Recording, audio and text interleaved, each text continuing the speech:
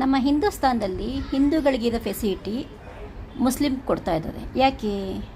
ಹಿಂದೂಗಳಿಗೆ BPL card ಇಲ್ಲ, so ಯಾವ ಹಾಸ್ಪಿಟಲ್ ಫೆಸಿಲಿಟಿ ಸಿಗ್ತಾ ಇಲ್ಲ, ಮತ್ತು ಯಾವ ಎಜುಕೇಷನ್ನು ಫ್ರೀಯಾಗಿ ಸಿಗ್ತಾ ಇಲ್ಲ.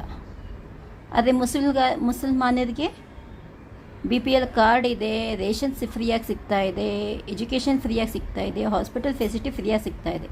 ಸೊ ಫ್ರೀಯಾಗಿ ಸಿಗ್ತಾ ಇದೆ ಅಂತೇಳಿ ಹೇಳ್ಬಿಟ್ಟು ಅವರೆಲ್ಲ ಬೆನಿಫಿಟ್ ತೊಗೊಳ್ತಾ ಇದ್ದಾರೆ ಮ್ಯಾಕ್ಸಿಮಮ್ಮು.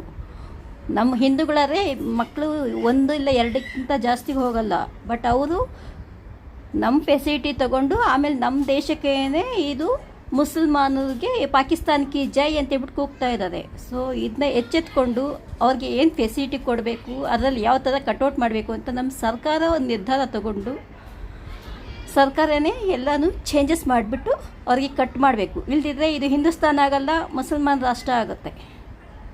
ದಯವಿಟ್ಟು ಎಚ್ಚೆತ್ಕೊಳ್ಳಿ.